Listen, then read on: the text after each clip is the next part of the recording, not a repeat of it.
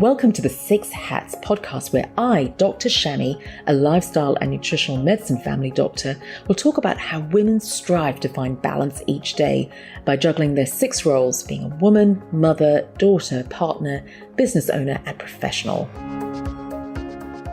Hello, everyone. Welcome back to the Six Hats podcast. I'm really excited to have Lucy Quick back to the Six Hats, and now she is a certified high performance coach. Also, Lucy organizes corporate workshops and is a retreat leader. Now, Lucy is really passionate about helping her clients unlock their full potential in healthy and sustainable ways.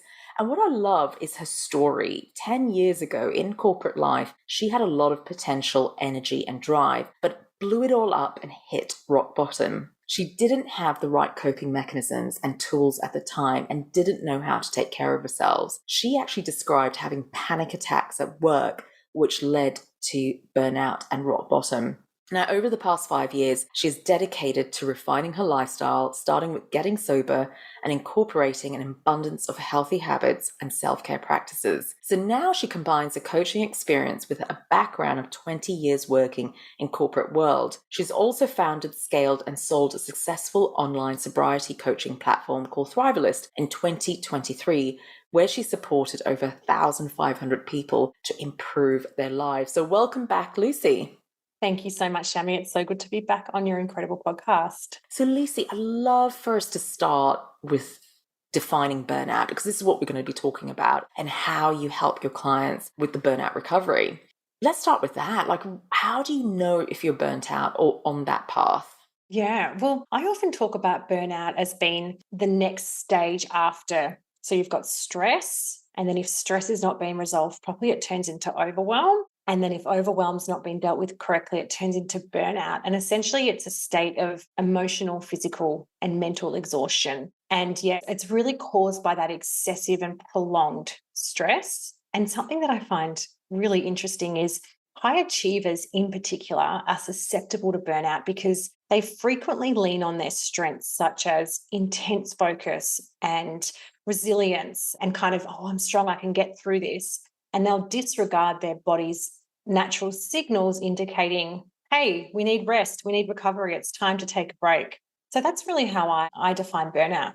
And I loved how you mentioned about high performance individuals, because I really want to go into that, because can we be successful and avoid burnout? 100%. In fact, we can't be our fullest potential and be our most high performing self unless we're taking care of ourselves holistically. Yes, we might have periods of doing well within one specific area of our life. So for instance, someone might be doing really well at working up the corporate ladder. However, they're not taking care of themselves properly and taking that rest and recovery and implementing those stress reducing mechanisms throughout the day. And so that sort of striving for peak performance is not going to last very long. It's not a sustainable approach.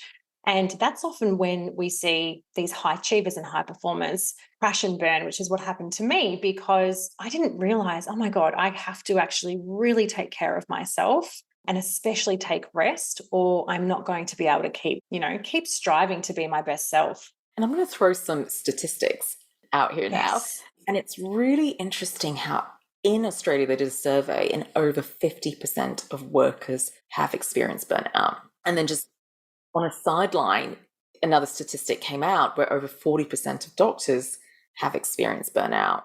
So the message is it's so common. It's so common. Why aren't we talking about it? And we need to talk about it more. And the goal of this podcast is like, can we identify early and can we do several strategies to actually avoid burnout? Because at the end of the day, when you are in burnout, and I advise patients, you've actually got to stop and you've actually got to take time out and you actually stop working, which is not something that most high achievers want to do because, they enjoy it. They thrive where they're going in their corporate ladder. But I want to go a bit deeper.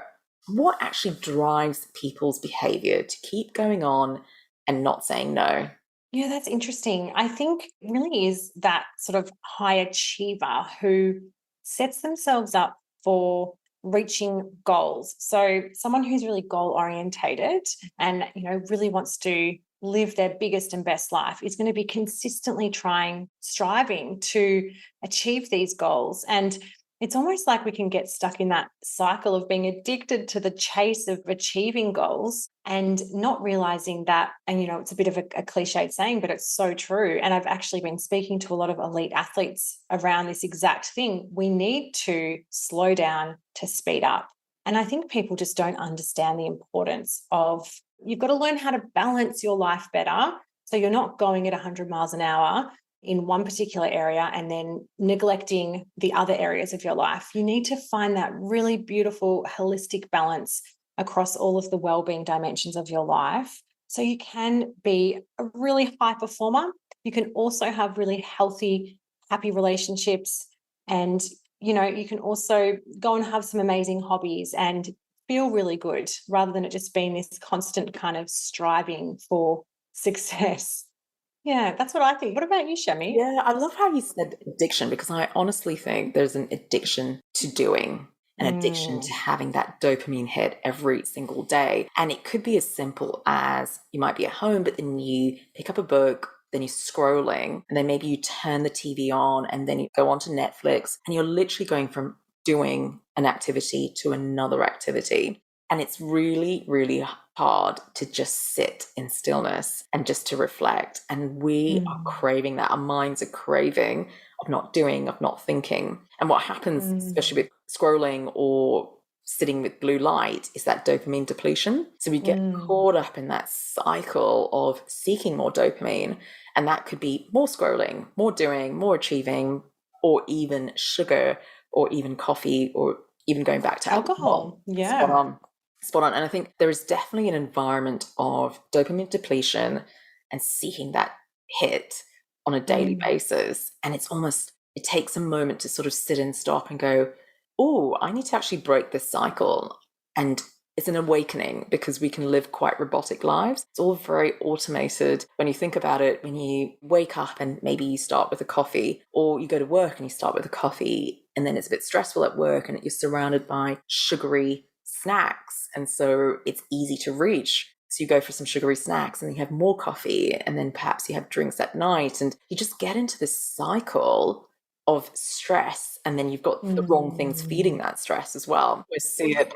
You're just taking me right back to my old life. It was that cycle of the junk food because I was feeling crappy from the night before. It was constantly obsessing over social media. It was literally running in the door from work and pouring that glass of wine and thinking that was the only way to de-stress. And it really just becomes that hamster wheel, doesn't it, of dopamine addiction from all different areas. And it's just a perfect storm for burnout to take hold. Absolutely. And so this leads us on beautifully to, what's the first step? How do you help clients when they are high achievers? How do you help clients take that first step of changing behavior?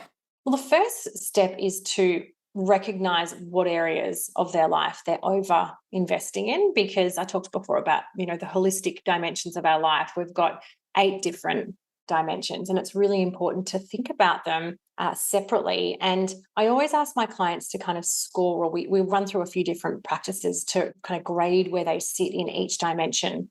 And the interesting thing is about stress relief and self-care is everyone has different stresses. So there's no one size fits all approach to preventing burnout. There's no one size fits all approach to reducing stress. Everyone is wired differently.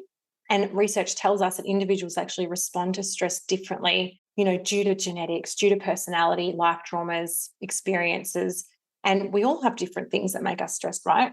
And so really starting with that understanding of, okay, so what are my stresses? What things are making me feel stressed? What do I need to do to support myself? And often I'll ask my clients, like, what has worked for you over the past, 5 years? What have you implemented in your life in terms of self-care and stress management that has actually supported you to feel less stressed? And for some of my clients, breath work is super powerful. And I almost feel like that's probably 80% of my clients. Some just don't like the feeling of, the deep breathing. For all of my clients, exercise is right up there in terms of what to use as a tool to prevent stress or to kind of break that stress cycle. So yeah, it's really getting clear on, okay, so what are your stresses? Let's go through those. How are you managing and what works for you in terms of minimizing those stresses and preventing that stress, because some stress is healthy, right? Like a little bit of stress can be motivating. It's when it turns into this feeling of overwhelm, we're kind of sitting on the cusp of, okay, so now we might be heading into burnout. Yeah. So it's really a customized approach for each of my clients. And there's a few things that I pretty much recommend for all my clients, and it's exercise. And I said that before, it's just such a incredible way to feel better. It works straight away and it really gets all of those happy hormones and chemicals flying, and it can really reduce the cortisol in the body. Fantastic. The next thing is sleep. Sleep's also something that we all need, good quality sleep. So we'll look at, what is your sleep hygiene like, and kind of make sure that my client's getting that really nice amount of sleep overnight.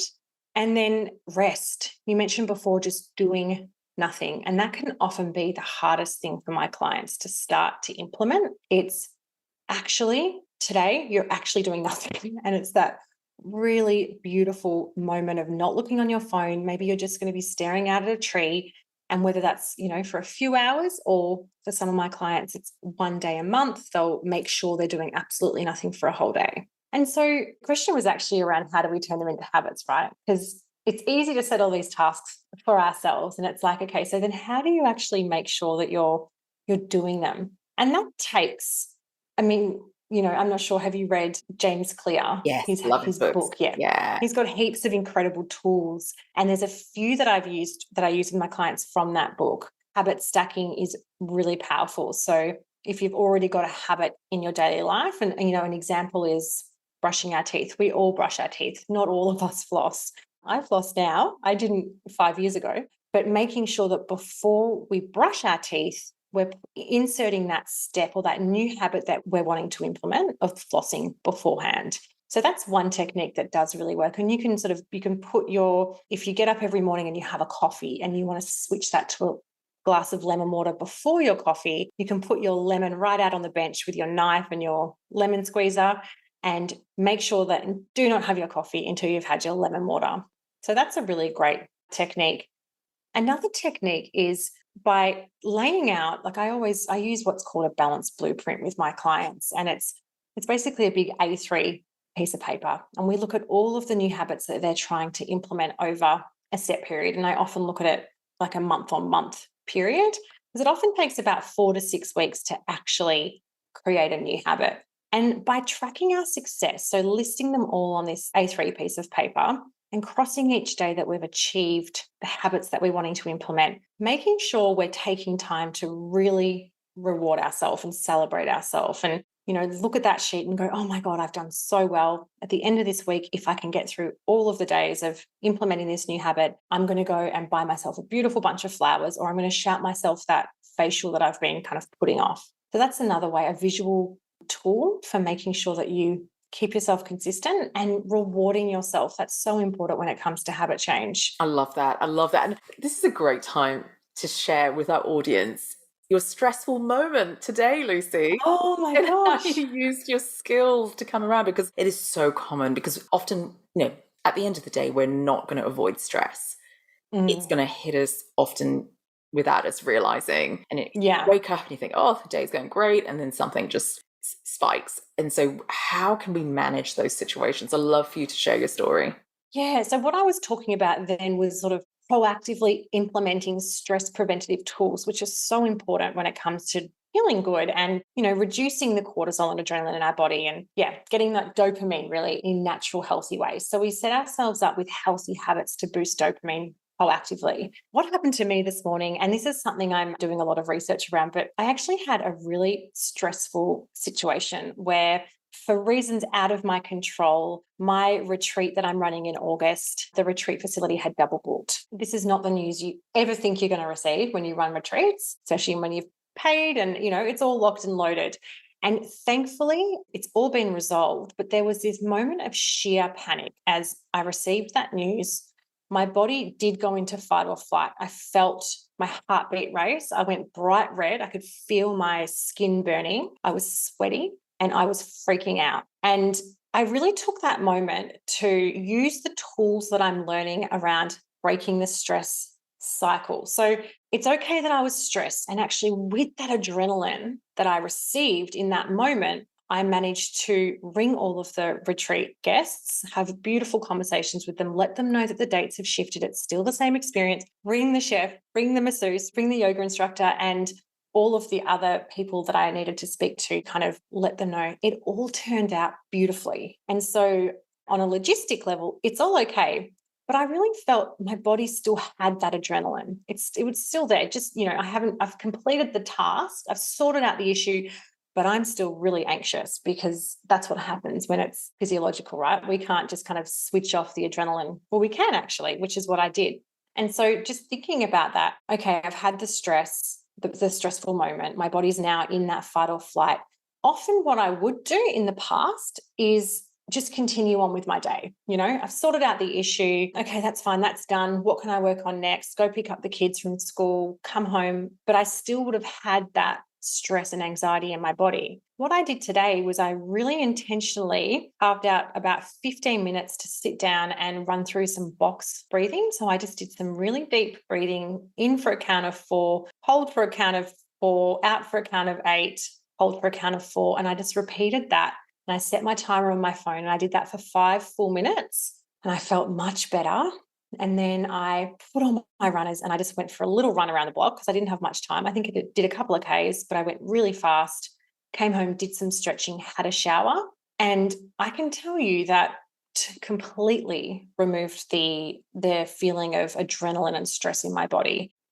So it was really interesting to use those techniques that I'm learning more and more about and for it to actually play out. And that's just so great because we're always faced with these sorts of stressful things, aren't we? When we, have Living. high-powered jobs and we're living life. Yeah, for sure. Absolutely. And I loved how you mentioned the breathing and you also mentioned sleep and exercise. And it reminds me of this great story, this analogy of zebras don't get ulcers. I don't know if you've even have read the book. There's a whole book on it. And it's really interesting how animals get rid of their stress. So zebras, when they are chased by the lion and then they survive, they shake it off. And it's just a way of just getting rid of the stress and not carrying with them. And I think you've made a really important point there. We will always get stresses, but we don't want to carry that chronic stress. We want to release that stress response and break that cycle. I loved how you put that. It's a cycle. And what I see from my point of view as integrated GP is the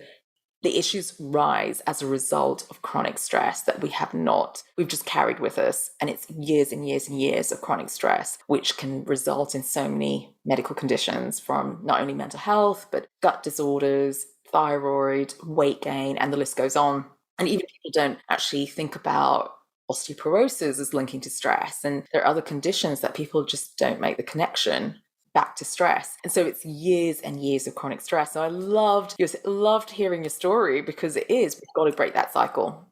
And it's simple, free tools to break that cycle, which is so important. And I often tell the story, and when we first talked right at the beginning of the podcast, is we go into the cycle. Because what do we do when we're in chronic stress? We go to sugar, alcohol, caffeine. That kind of makes the situation far worse. And perhaps we become sluggish, that we don't want to exercise, we don't want to get out in nature, and maybe as a result we're not moving as much, and we just keep ourselves in that cycle. And what you did was a great demonstration. We can break it. It doesn't take too long, to less than 15 minutes.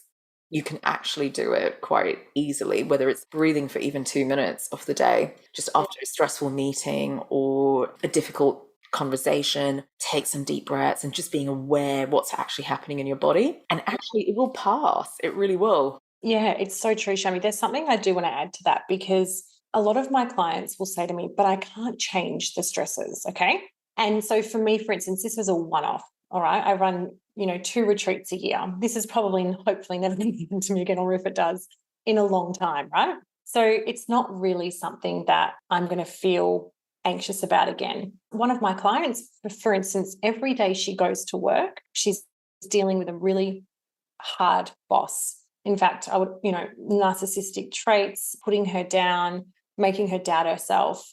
And really sadly, I do see this quite often with my clients who work in the corporate world, we have to deal with, a myriad of different types of personalities. And well, we can just quit our job, but often it's, okay, so the stressor is, this is my livelihood. So rather than it being, I have to quit my job, there's two parts to this that I will recommend my clients kind of work through. And the first part is when we are stuck on that dopamine hamster wheel that we talked about. So getting really anxious, having to deal with this nasty boss, coming home and, for this particular client, walking in the door, eating a bag of chips, drinking a bottle of wine, eating crappy dinner, going to bed, waking up late, racing into work. So this cycle of feeding that, depletion in dopamine with unhealthy coping mechanisms, that cycle really makes the situation even worse because it's fueling her anxiety. She's having to deal with this difficult personality when she's not in her best place. She's not feeling her best.